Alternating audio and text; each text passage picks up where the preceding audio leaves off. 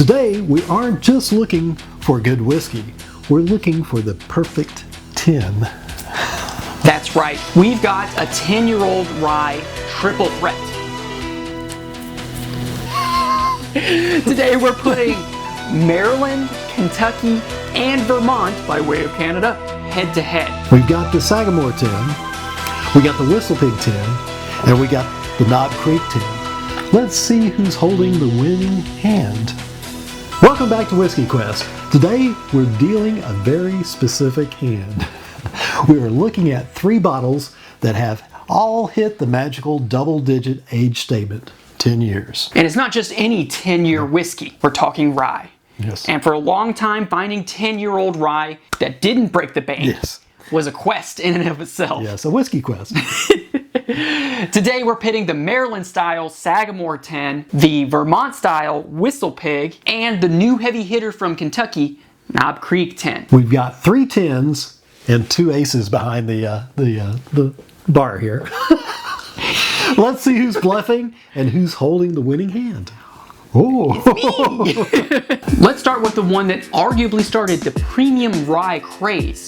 yes. WhistlePig 10. This is a 100 proof powerhouse, while they are distilling more of their own juice in Shoreham, Vermont now. This legacy product is historically a blend of ryes sourced from Alberta, Canada, and MGP in Indiana. The mash bill is 100% rye, or at least very close to it. This is a very rye. Yes. Let's go to the nose. I'm getting a citrus, herbal citrus notes, maybe like an orange peel. Yeah. And definitely more like, almost like pine, like a nice pine forest, like you're walking through a wonderful pine forest, chewing on orange peels. I love the pictures he paints sometimes. There's a sweetness in there too, guys. You know, butterscotch and light caramel that kind of hides behind that big rye spice. Quite a bit hidden, absolutely. Yes. Let's taste this thing. Okay, going in. Okay. Okay, yeah. All right. Yes. That's a rye. Yes. That's a rye. I agree. I agree. I confirm. Yes. It is a rye spice bomb. A lot of the sort of more baking spice notes, a little bit, like clove, nutmeg, and definitely a nice touch of mint, either peppermint, spearmint type of thing. I get that. It's a clean feel. Clean. It's not weighted down by a heavy corn sweetness because of that 100% rye. It's you could call it vibrant and punchy. Punchy's the word. Punchy, yes. As for the finish, it is long and it's got that sort of almost, I hate to keep going back on the mint as a flavor note, but it's almost got that kind of like experience of the mouth experience, that of... Hashtag. I don't want to be insulting and say something along the lines of mouthwash, but definitely a sort of minty tingle. Minty tingle. Minty tingle on the tongue. Yeah, it definitely is the quintessential high rye experience. Absolutely. Next up, the newest kid on the block. Knob Creek finally gave their rye a 10-year age statement as a permanent line extension.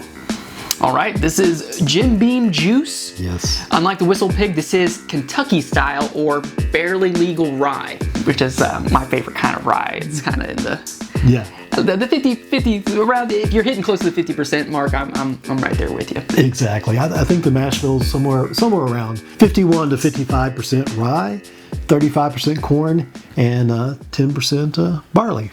That's a good mix. Yeah. On the nose?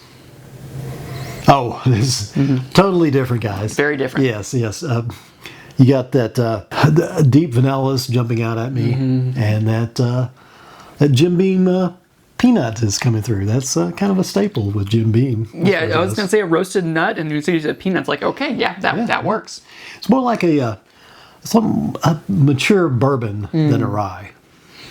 And in its favor, a little bit of charred oak. Maybe a little bit more of the sort of maple syrup. Then again, a little bit leaning closer towards a lot of more of those classic bourbon flavor notes. again, to its benefit. Yeah. Definitely much more darker on the nose than the WhistlePig. Absolutely, yeah. Let's go in for a taste. Yes. It's rich. You get that black pepper and baking spice coming through. Yeah. But they're wrapped in a thick layer of caramel, and I'm getting a little bit of a toasted marshmallow in there. Interesting. Yeah. I guess a lot of those sweet notes playing off each other there. It's got a nice, very well distributed mouthfeel. Really helping out that hashtag mouth experience. There you go. I was having to coach him in on that one, I think. He walked me to it. I was like, all right. Give you the red carpet treatment. I was like, all right, lining me up. Rolling it out. It does feel older than 10 years because of that heavy bean char from the barrel char. 10 years. 10-year barrel char. Char. Like Chewbacca. Char. Charmander. Char. Gotta catch them all. Gotta catch them all. And I think he's definitely... I'm trying, guys. I'm trying. Anyway, you gotta like the finish, though. The finish is warm. The leather, the oak comes through. It really lingers. It's a bourbon drinker's rye here. It's a sultry experience. I would say sultry. There you go. Finally, we go to Maryland, or at least Maryland style. Sagamore Spirit 10 year. This is the highest proof today at 110.8. Wow. Sagamore is famous for their blending. This 10 year, they took two different ryes, a high rye and a low rye, and aged them in charred American oak for a full decade. The mash bill is a blend of high rye, which is a 95-5, and a low rye of 51-45-4 MGP components. There you go. Let's go to the nose. Oh. This is complex. There's some fruitiness. Yeah. There's some... Are you getting what I'm getting? Peach cobbler. Orange mocha frappuccino! Yeah! Tasty. This is a desserty type of experience here. Roasted pecan. Like almost a syrupy molasses, maple syrup type flavor. Yeah. And there's a bit of a floral honey note here that's, shall I say, beautiful? Oh.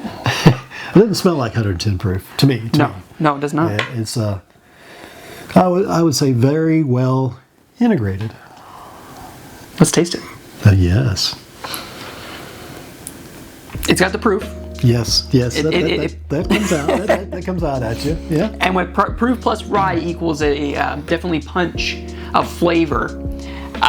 Spice is a little bit more like almost peppery, like almost not necessarily a black pepper, like a white pepper. Yeah. I get that. I agree. But there is sweetness. Again, that desserty sweetness that I think we were tasting with the peach cobbler, almost like a creme brulee. Ooh. You can think of this one like the middle ground between the other two. Absolutely. It has the herbal spice of the WhistlePig, but the rich, sweet body of the Knob Creek. The finish, I think, is the winner here. It's oily and coats the entire mouth. It ends with a kind of a lingering cinnamon stick heat.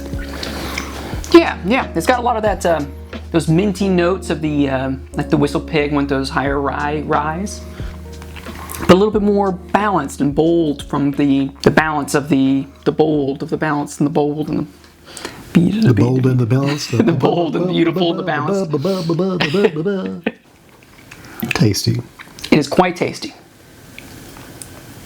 The cards have been dealt and we have played our hand. 3 10s on the table. Which ones are you taking to the bank? If I want a pure rye experience, It's the WhistlePig. If I'm sitting by a fire, picture this, and want something bold and oaky, it's Knob Creek. But for pure complexity, Sagamore 10 takes the pot for me. I'm definitely with you there on that complexity there. Definitely love the Knob Creek. And yeah, as long as you're having that nice sipping by the fire experience, not in a pine forest, I think we're in good company here. The extra proof of the Maryland style Sagamore 10 really takes those 10 years and really makes them shine. Yes, I agree. Well, thanks for joining us on Whiskey Quest. Make sure you like, subscribe, and tell us in the comments, are you betting on the Vermont, Kentucky, or the Maryland? And remember, it's not about the whiskey. It's about the quest And those you share it with. Cilantro. Cilantro.